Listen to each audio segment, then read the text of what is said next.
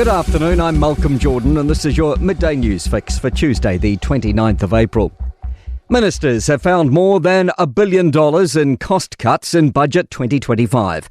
Finance Minister Nicola Willis has revealed details in what she's calling the growth budget to be released on May 22.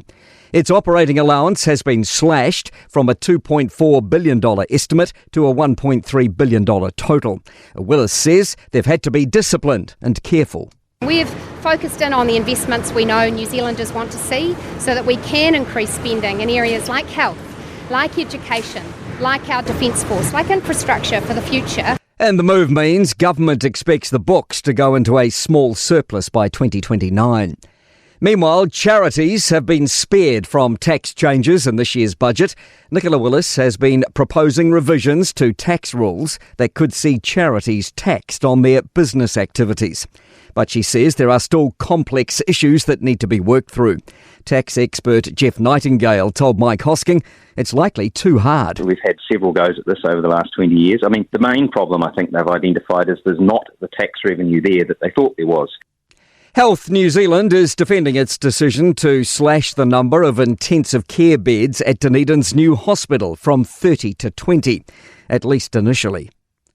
Ferry operator Fuller's 360 says a passenger's been rescued after jumping overboard from its Auckland Waiheke service around 7 a.m. It says search and rescue operations were immediately launched and the passenger was brought safely back on board. Tori Whānau's rating her mayoralty a 9 out of 10 and says she'd potentially be keen to be Andrew Little's deputy. She's announced she's quitting the Wellington mayoral race to make way for Little to have an easier run and she'll run for the Māori ward instead. Whānau told Nick Mills on Newstalk ZB's Wellington Mornings, while no deal has been done, she'd be interested. I will say early on, hey, feel free to consider me when, if he's elected next year. That'd be great. But the best outcomes for the city is much more important.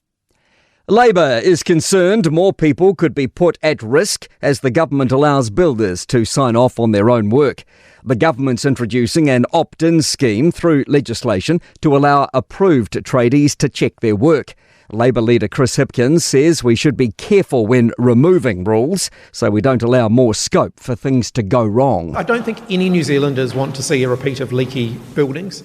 I think it's really important that any regulatory changes in this area still have sufficient safeguards in place. State of emergencies have been declared in southwest Europe as grid operators struggle to restore electricity before nightfall.